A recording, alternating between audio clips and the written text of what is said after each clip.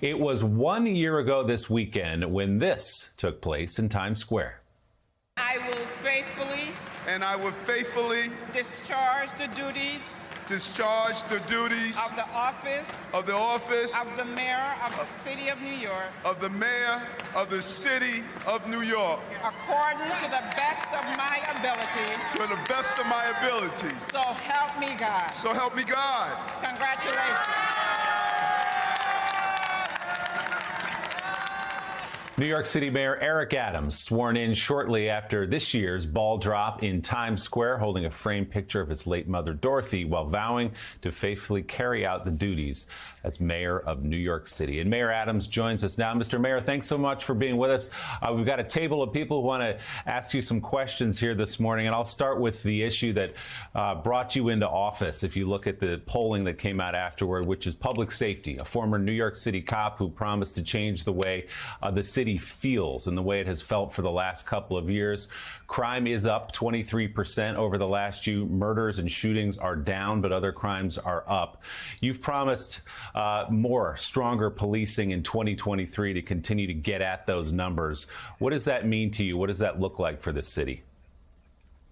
Well, let's go back to January and February. We were up in our major crime categories by 40%.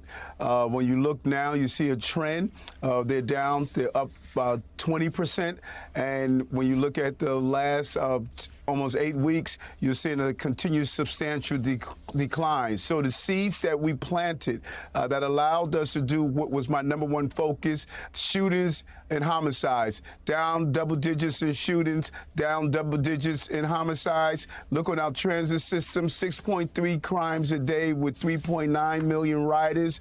That is the lowest of numbers that we've seen in decades. So we are moving in the right direction. My anti-gun unit is moving in the right direction.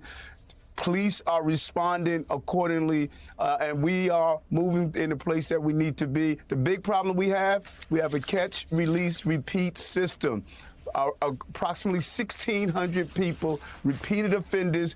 Once we arrest them for gun charges and other violent crimes, they're back out on our streets. It is just not sustainable to continue to do this with our criminal justice system. Well, you led me to my next question, Mr. Mayor. A few minutes ago, we were talking about the state of Illinois and Cook County in Chicago getting rid of cash bail coming up here in the new year. That's something you've grappled with in New York City in your first year as New York City mayor. What needs to change about that law so you don't have police officers coming to you and saying, we arrested this guy yesterday and saw him back committing a crime on the subway today? How do you change that with the help of Albany? Well, number one, we pinpoint the exact problem. When you look at what's called the criminal justice reform, these were my bills. These are the bills I sponsored and looked forward to when I was in the state Senate. It was about fixing a broken system, which is still broken. Let me be clear on that.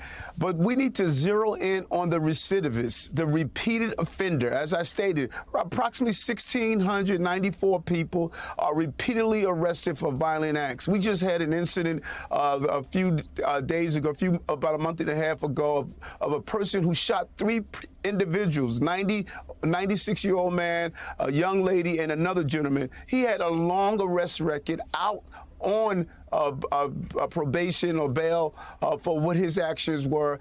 That is what is feeding the criminal justice problem, not only in New York, but across this entire country. The repeated offenders, and we need to zero in on them. And that's my fight when I return to Albany, to say, let's zero in on the recidivists and let's tweak the law so that they can't continue to prey on innocent people in our city. Mayor Adams, as you deal with the recidivism, which is a problem, it's also not at the expense of those that just can't afford to get out.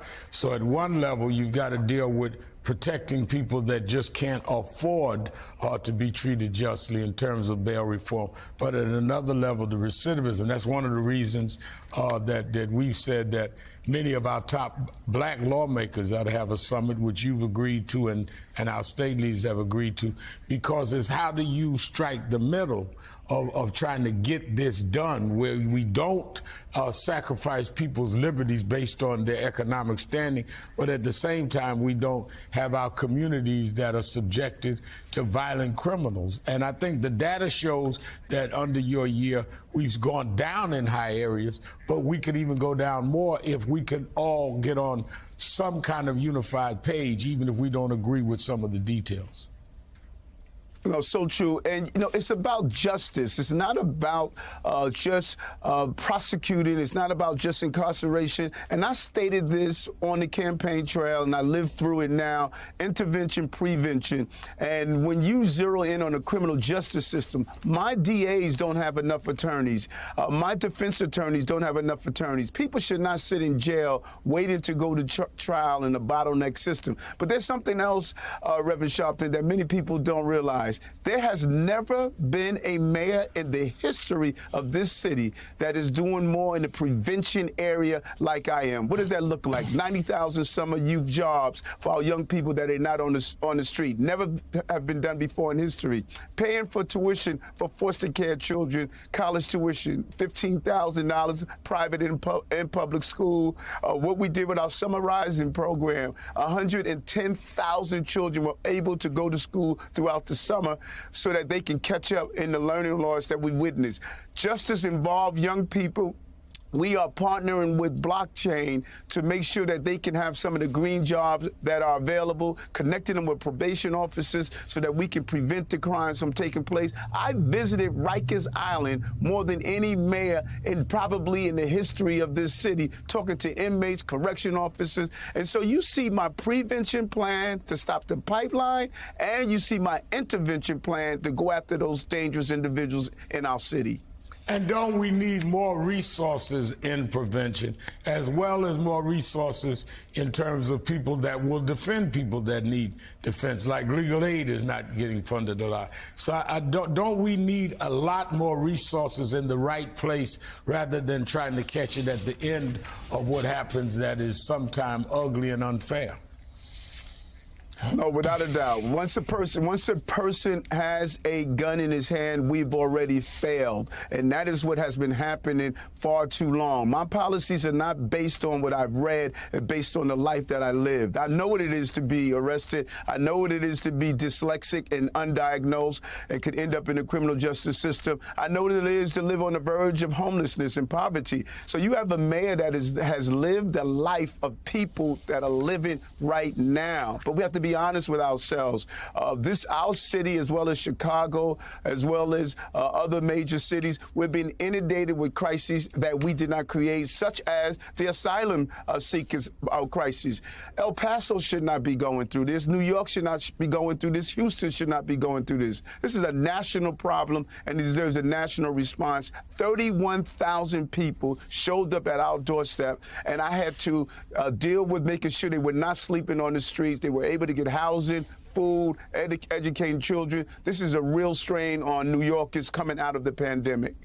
Well, Mayor Adams, this is Jonathan Lemire, and I wanted to talk to you about the issue of homelessness here in the city. The stats are staggering from the group, the Coalition for the Homeless. More than 22,000 single adults slept in shelters just in one night a few weeks ago.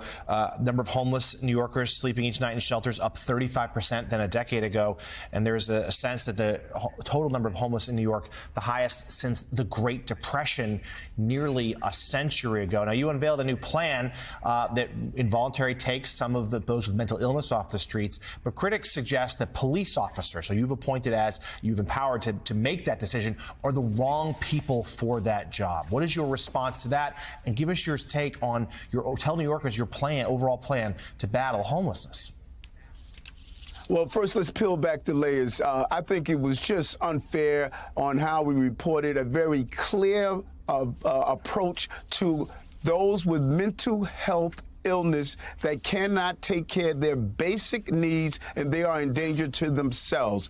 That is who will participate in the involuntary bringing to the hospital to do a proper diagnosis. It is inhumane to allow people to stay on the street that cannot take care of their basic needs, and they are in danger to themselves. So the way it was reported that whoever had a mental health illness would be swept up off the street and removed to the hospital, that is just untrue. That is not what we said. And anyone that wants the status quo of allowing people with severe mental health illness and can't take care of their needs, if they want them to stay on the streets, that is inhumane, that is unacceptable, and it's not going to happen under my administration. I came in with a clear mandate. I stated that we're not going to allow encampments and people to live on the streets. We focus on that. We're doing that. We removed all the encampments on our subway system. We're doing the same thing on our streets. Our streets will not be lined with people living in tents, living in cardboard boxes, with human waste, drug paraphernalia, dealing with schizophrenic behavior, bipolar. It's not acceptable, and that is what we focus on. The other truth is that this is not a police-led initiative. We keep saying it over and over again, and people keep reporting as such. We have outreach workers and mental health professionals that are reaching out. Now, do you need the police in case? A few days ago, a mother called for her son who was dealing with a mental health illness. When the police arrived, the young man stabbed his mother and stabbed the police officer in the arm. These are real issues, and they're not just a cookie-cutter approach to it. You have to have the right balance. And lastly, the homeless issue is a real issue. We know it far too well in New York City. We are right to shelter city, where we have to give everyone who's looking for shelter within a certain amount of time. And the only way you can do that is to build more housing. Far too many local officials who call for building more housing says, yes, build it, but don't build it on my block, don't build it in my district. No, the housing issue is a citywide issue, and there cannot be any sacred communities that are not going to be part of the building process. And that's what we've done. You know, units in Willis Point, units in the Bronx that historically did not have them, units in parts of Manhattan that we want to rezone. So we know how severe this issue is, and the only way to combat it is to build more housing, and that's what we're going to do in this administration.